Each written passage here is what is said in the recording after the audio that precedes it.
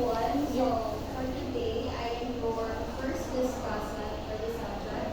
EC14, Early Childhood Curriculum Models. So the topic that was assigned to me is developmentally appropriate practice. So we all know this. So we have background knowledge about this. Natagal na natin since first year. So let's just recap or something refresh our knowledge. So what? So let's start. Each and every child, birth through age 8, has the right to equitable learning opportunities in centers, family child care, homes, or schools that fully support their optimal development and learning across all domains and content interests. Then children are born eager to learn. They take delight exploring their world and making connections. The degree to which early learning programs support children's delight and wonder in learning reflects the quality of that setting. Educators who engage in developmentally appropriate practice foster young children's joyful learning and maximize the opportunities for each and every child to achieve their full potential. So this paragraph means that children from birth to age 8 should have equal access to learning opportunities that will support their overall development. So not just one development, but the interdevelopment, their mental, their emotional, their physical, so the overall development. Then these quality programs engage their curiosity and joy in learning. Through what? So through activities like mga sensory play, and storytelling, so maka-develop, maka-engage sa ilang curiosity. Then educators who tailor their approach to each child's need help them reach their full potential. So, ang educators have a great impact sa ilahang growth na ma-reach nila ang their full potential. So, what do we mean by this developmentally appropriate practice? So, the NAYC or the National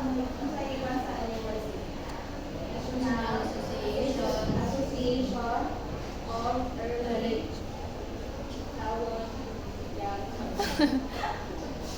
So ang NAYC defines developmentally appropriate practice as method that promote each child's optimal development and learning through a strength-based, play-based approach to joyful engaged learning. So ang educators implement developmentally appropriate practice by recognizing the multiple assets all young children brings to the early learning program as unique individuals and as members of families and communities. So the NAYC's developmentally appropriate practice nag-involve siya ng strength-based, play-based approach na mag-support sa each child's growth and learning. So for example, educators might use activities na reflect sa mga interest or individual interests and backgrounds ng mga bata. That will ensure that they feel valued and engaged. So activities na makafeel sila na engaged and valued at the same time ma-meet ilang individual needs.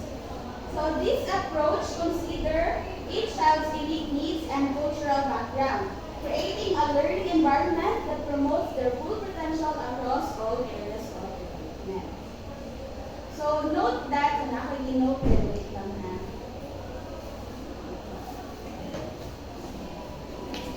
So ang NAYC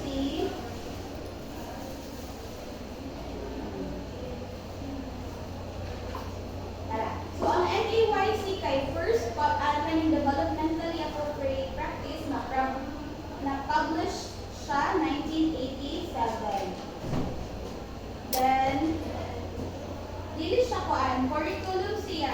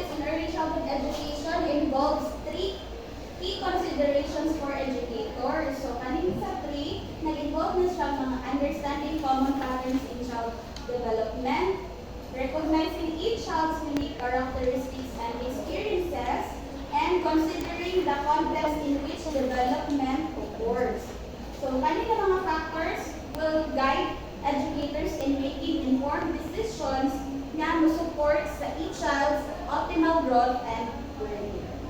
So we have this first for consideration. Can you read? Commonality.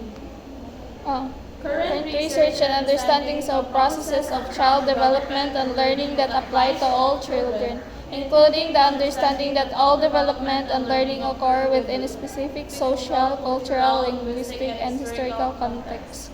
Early Child educators need to understand the commonalities of children's development and learning and how those commonalities take unique forms as they reflect the social and cultural frameworks. usually occur. So commonality in child development means that knowing that all kids go through similar stages of growth, like learning to speak. So, kita po tayo, di ba? Niagi on how to speak or mga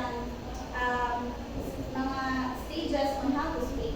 But, however, the way they develop these skills can be influenced by their culture and environment. So, we have these similar stages na maka-learn to talk, pero dili siya same yun ka ng like ang mga ways pa. So, ibali sa culture, ang imuhang how to speak or language na imuhang na-utter is mag-depend sa inyong family, ibalik ang sa inyong hagawin. Nagaganon, sa amo, Isaya, so Kamayo, so mag-differ siya or sa inyong background or sa inyong culture and sa inyong family. Then, for instance, while all children learn to talk, the language they use and how they learn it, it can differ based on their family's language and culture. So, dapat educators should understand these general patterns and their variations to support each child effectively. So, commonality first na core consideration na dapat ma-aware ang educators. Okay. It will be one mo guide mo ba kung if you know the certain child kung ano sa iyahan ka ng culture, iyang language, anak. So, isa po na siya naka-help sa pag-support sa mga bata sa ilang needs. Then, next kay individuality. Kay David. Individuality, the Characteristics and experiences unique to each child within the context of their family and community that have implication for how best to support their development and learning. So, individuality, so what do we mean by this individuality? It means recognizing that every child is unique. So, individual. So, unique, na nasa own experiences, then different backgrounds. So, for example, if a child loves drawing, so an educator might use art to help them learn and grow. So, by understanding each child's personal interest and family context, the teacher can be better support their development. Na in a way na ma-fit sa ilang individual needs. So, ano siya individual? So, early childhood educators have the responsibility of getting to know each child well, understand sa ilang individual needs as family and community members. So, wala na siya sa individual. Then, next for consideration is the context. Can you read lang?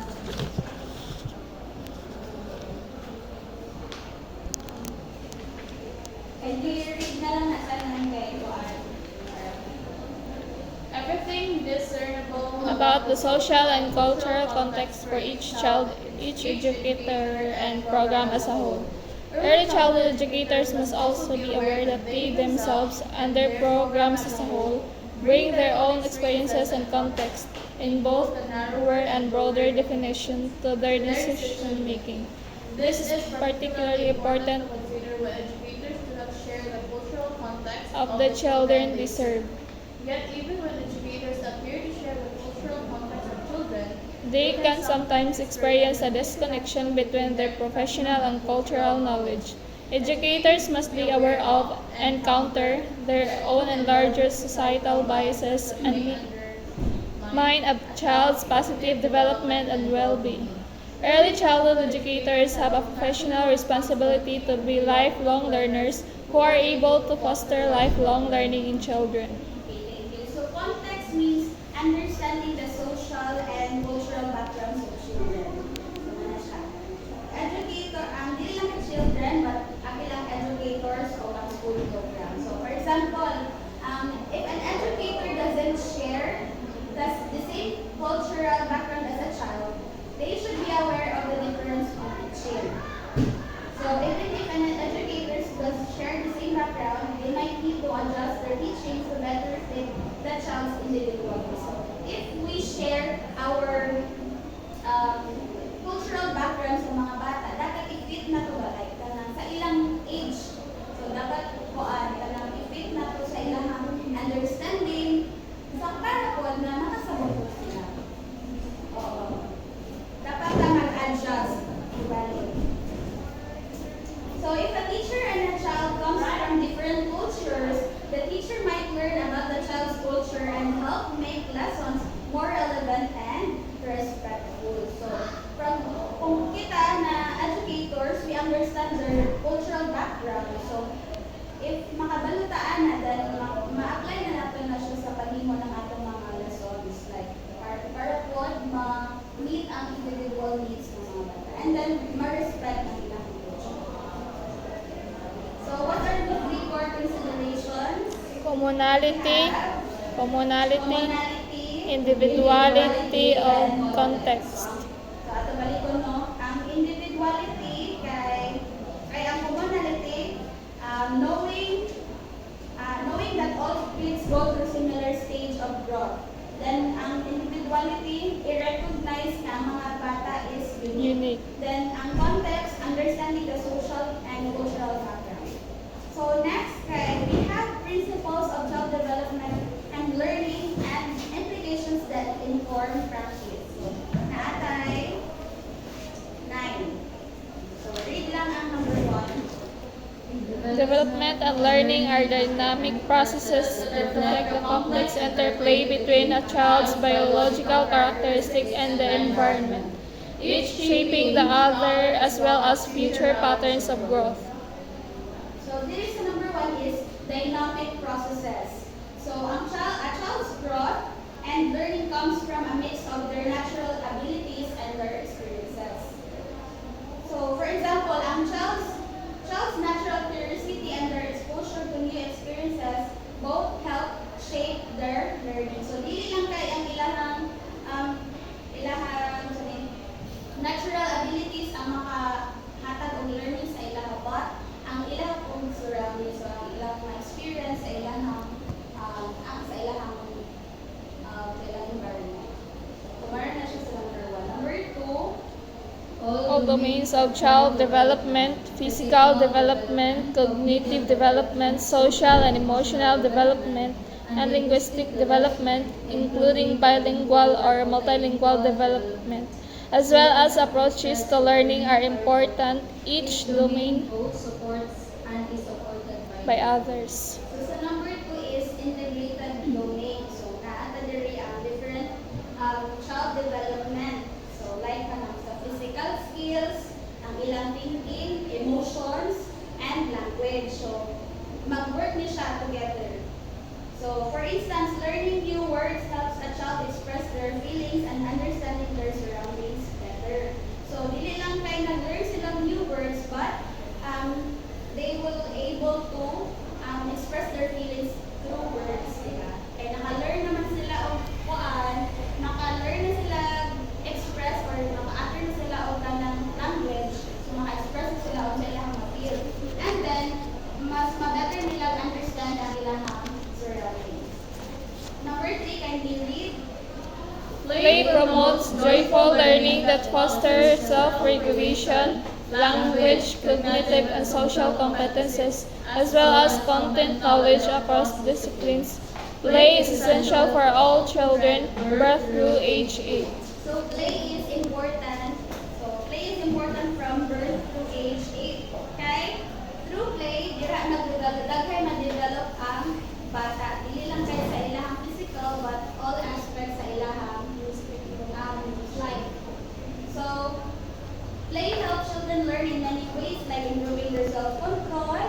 language skills, and social abilities. So, kanang playing with other kids help learn to share and follow rules. So sa ilang ang social skills.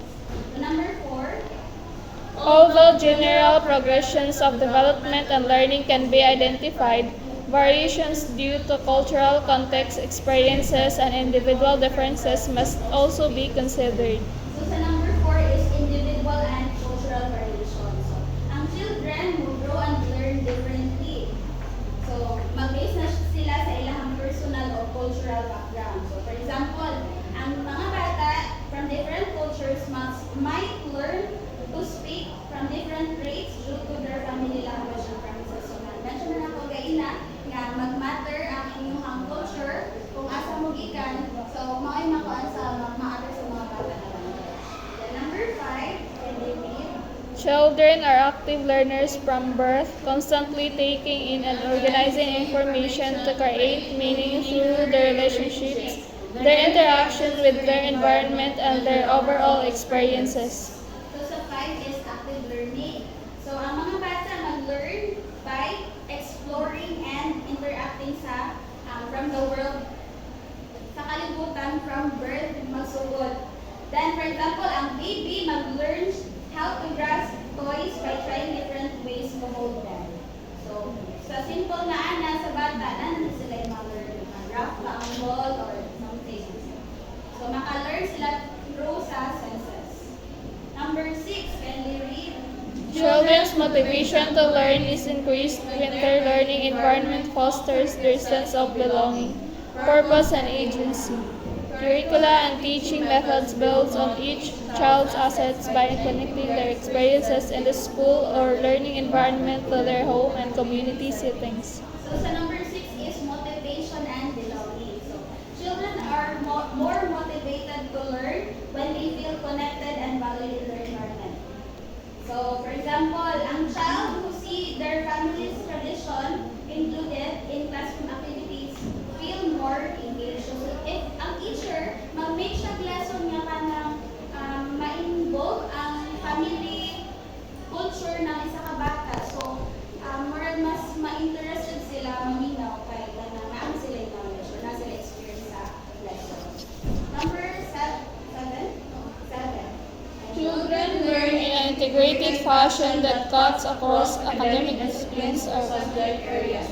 Because foundation of subject area knowledge are established in early childhood, educators need to subject area knowledge and understanding of the learning progressions within each subject area and pedagogical knowledge about teaching each subject area's content effectively.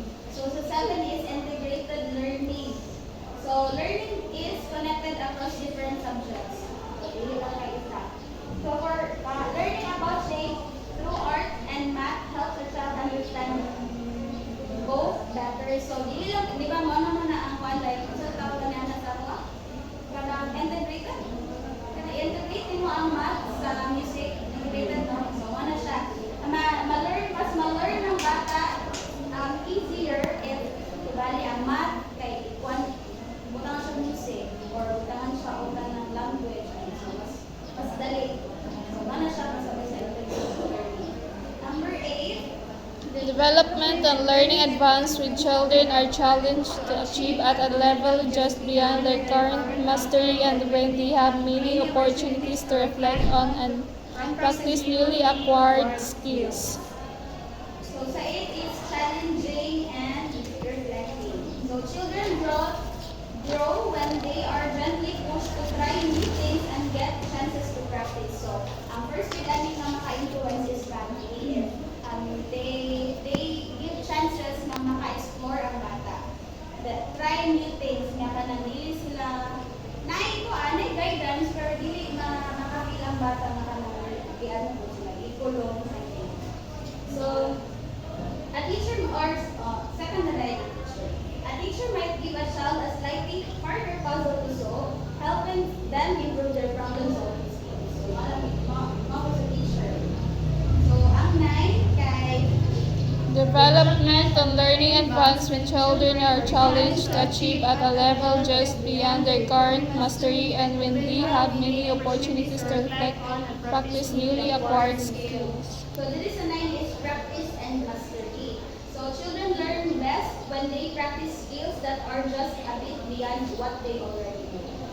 So, ibali ang bata might practice writing slightly more difficult words to improve their writing skills. So, from one gihapon dapat may stages. So, nagsugod sila sa isang letter, then two letter words, o 3-letter words para ma-improve ang ilang writing skills. So, mara to ang 9 principles. So, proceed na sa guidelines. So, natay 6 ka guidelines for developmentally appropriate practice in action. So, this will use knowledge of a child development and learning movement.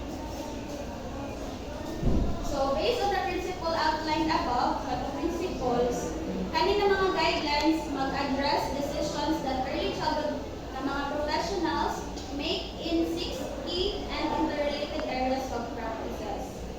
So, natay 6. So, read with me.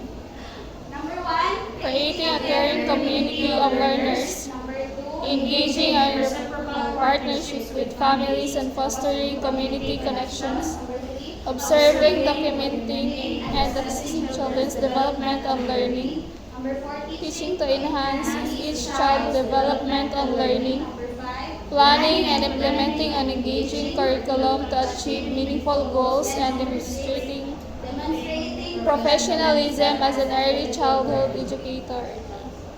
There is creating a caring community of learners. So, build a supportive morning guidelines para sa mga early childhood professionals. So, dapat mag-build a supportive and inclusive environment na ang bata maka-feel safe and valued. So, para ang classroom kay encourage to help each child and celebrate each other's achievements. So, sa classroom pa lang makita na naay ka ng bulletin board or ka ng board na makita sa ilang mga achievements or kanang sa classroom pa lang makita na ma-welcome ang mga bata. So, mo na siya dira. Creating a caring community of learners. So, sa ikaduha kay engaging with families and communities. So, partner with families and connect with the community to support each child's learning. So, ang educators or mga early childhood professionals kay mag-organize og events sa school. Kaya para po na maka-learn ang community, dili lang kay ang school, ang mga bata, as well as parents and community, sa mga cultural practices para po to better understand the child's development or sa ilang mga needs. So, number 3 kay observing and assessing. So, diri kay watch and record how a child or how children are developing and learning to understand their needs and progress. So, diri observe and assessing. We need to keep notes or records sa social interactions ng mga bata and we'll use this observation kay para po mag-guide ang ato ang future teaching sa ilaha. Then number 4 kay teaching to enhance development. So we will use teaching methods, so not just one teaching methods or approaches na gamiton sa mga educators para ma-meet ang ilahang mga needs. So, ma-provide activities na mag-match sa mga current abilities ng mga bata and as well as mag-introduce ng mga new challenges to help them more kanang ma-develop ang ilang skills. Number 5, so planning and engaging curriculum.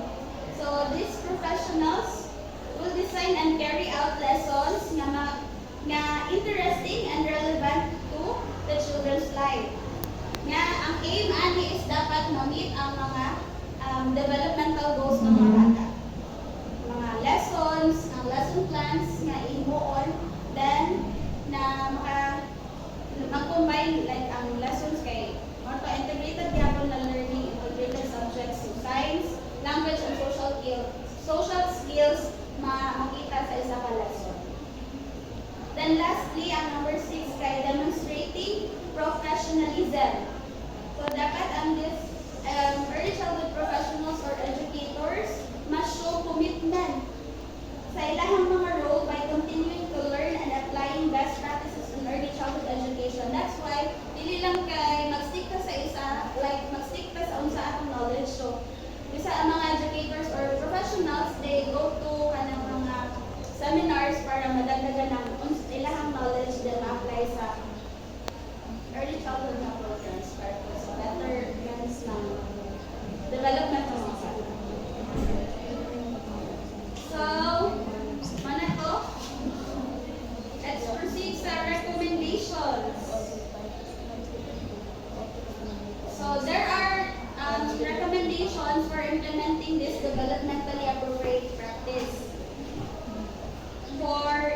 So nani siya duhan siyang recommendations sa school, family child care homes, and other program settings of recommendations for higher education and adult development. So wala na kung napili yan sa kanang mga teachers kay paano ni apil na nila sa schools. So ako na i-summarize. So, diri number 1. So, to implement developmentally appropriate practice, educators should adapt their methods to their classroom and students' need. Then, also, dapat mag-work with other educators, mag-follow ng supportive policies, engage in ongoing professional development or mga seminars, then advocate for research-based public policies. So this ensures effective teaching and optimal child development. So kado na mga na-mention na recommendation, so makahelp to siya mahimong effective ang ato ang teaching o makasupport sa child development. So natay for school, so dira sa A, ang loan dira is support educators development. So, mag-provide ang higher education ng kanang mga seminars na coaching, planning time, mga workshops o mentoring para maka-help sa teachers ma-enhance ilahang teaching skills. Then sa letter B, ang pandira is professional development for leaders. So, ensure that administrators and evaluators understand and apply developmentally appropriate practices. Provide training sa mga supervisor. So also ang mga head sa higher education, need na po nila ng mga trainings on how to support effective teaching nga mag-base sa mga principles aning developmentally appropriate practice. Then letter C, improve working conditions. So mag-create ng mga policies na maka-attract o maka-keep skilled staff na ma-ensure ang good work conditions. So, dapat may mga policies o rules para po hindi sa mga staff. Then, sa letter D kay kuan, accreditation. So, seek accreditation from programs to support developmentally appropriate practice. So, dali po di ba mag-accreditation kay para high quality ang education na isa ka program. So, lead good hapon, bisan pa sa early childhood. So letter E is equitable learning opportunities. So ensure that all children have equal chances to succeed and avoid disciplinary actions like mga suspensions or expulsion.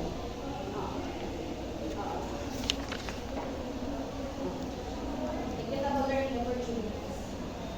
So sa letter F, letter F is flexible curriculum.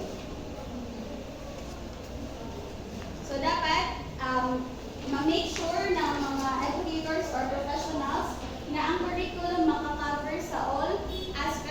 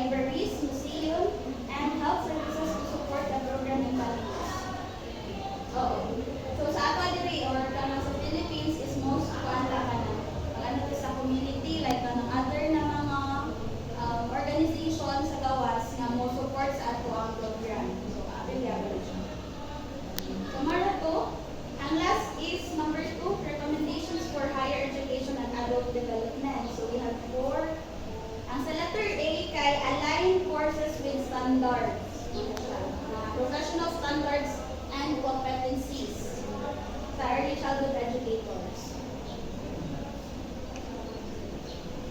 So, dili sa A, kay dapat align ang courses sa unsa ang standards ng professional law.